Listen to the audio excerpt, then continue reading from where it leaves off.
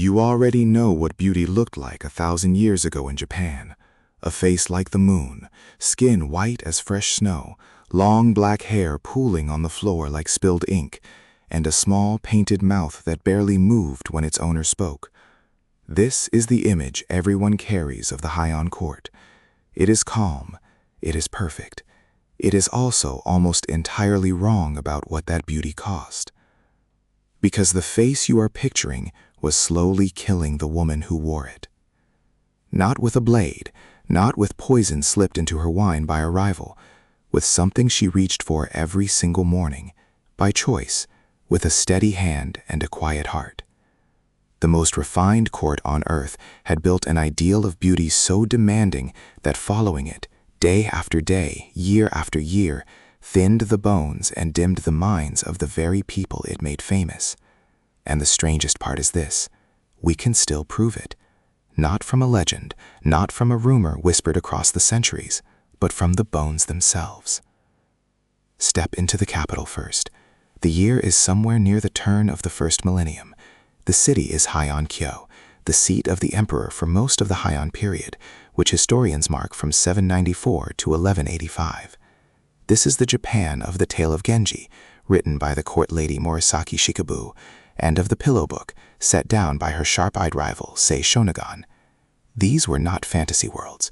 They were near documentaries of how the aristocracy actually lived, loved, and judged one another. And this court judged by the face. A noblewoman almost never showed that face in public. She lived behind screens, behind blinds, behind curtains of state and layered silk.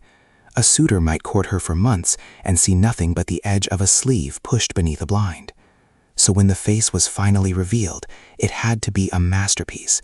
It had to stop the heart. And to build that masterpiece, the women of the court reached for 3 tools that we would now call, without much exaggeration, a slow chemistry experiment run on their own skin. The first tool was whiteness. A pale face was not a fashion choice. It was a moral one, a mark of rank, a sign that you never labored under the sun like a farmer in the paddies.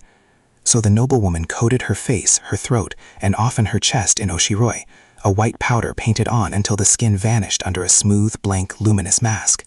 On that white ground she could paint everything else, a tiny red mouth, a blush of pink, a face like a canvas. But what was the powder made of?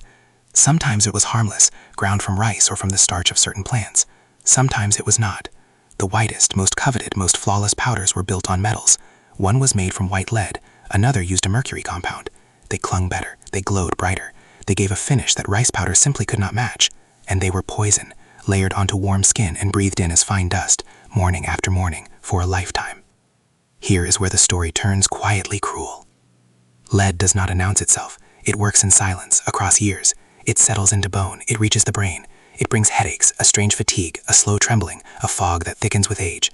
And because it worked so slowly, no one in that perfumed poetry-writing world connected the beautiful powder to the tired, aching, foggy end that so many of its wearers came to.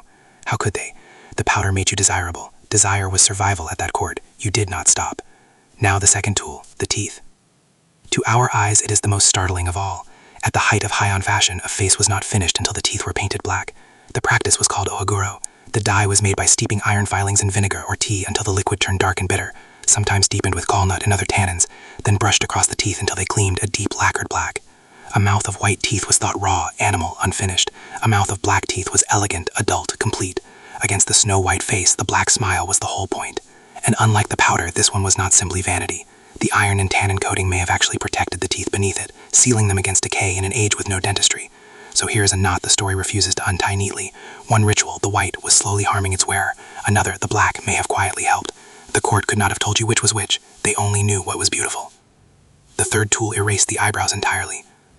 A court lady plucked or shaved away her natural brows, then painted 2 soft, smudged clouds high on the forehead, far above where any eyebrow grows. It was called hikimayu. It floated the face, softened it, made the forehead vast and serene. Combine all 3 now. See her whole. A blank white mask of a face. 2 dark clouds hovering near the hairline, a tiny crimson mouth, and when it opens, a smile of pure, glossy black. That is the beauty of the Heian court, not a myth, a face someone built every morning with her own hands. So let me ask you something before we go further. Would you do it? If a single unforgettable face, one that made you the most admired person in the only world you would ever know, cost you years off the end of your life, would you paint it on? Because they did, and most of them did not know the price.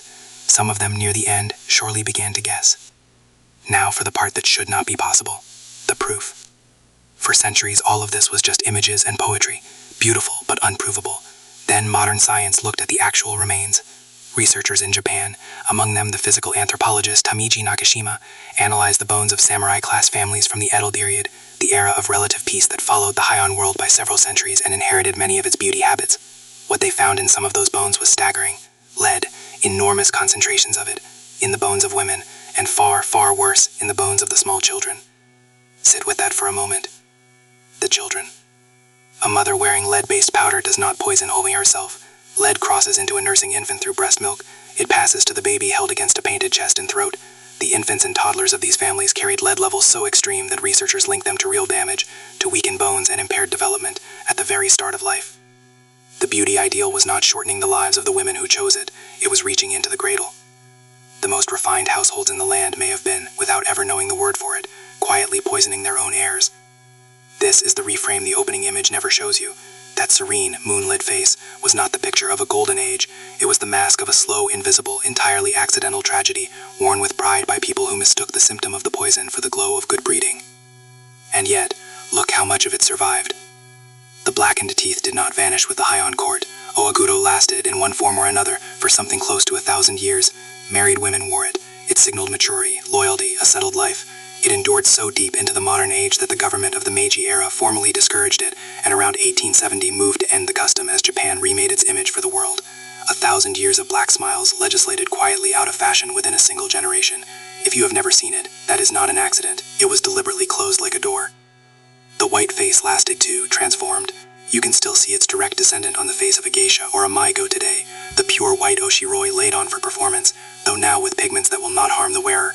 And the deeper idea that pale skin signals refinement and rank never truly left at all. Walk into any drugstore in Japan now and you will find an entire aisle devoted to what is openly called bihaku, beautiful whiteness, creams and lotions promising to lift and lighten the skin. The chemistry is safe now, the lead is long gone, but the 1,000-year-old wish underneath it, the wish to be paler, cleaner, more luminous than the ordinary sunlit world, is the very same wish that Heian court whispered to her mirror while she reached for a powder that was slowly taking her apart. So look at that famous Heian face one more time. The white skin, the floating brows, the small red mouth, and the black smile behind it. It is still calm. It is still perfect. It is still the most beautiful face in the history of the Heian court. But now you know what it is really made of. Devotion, and vanity, and love of being loved, and a fine white dust that no one understood was carrying the wearer, one gentle morning at a time, toward the quiet fog at the end. You were told this face was the height of beauty. It was. And that is exactly why it was so dangerous.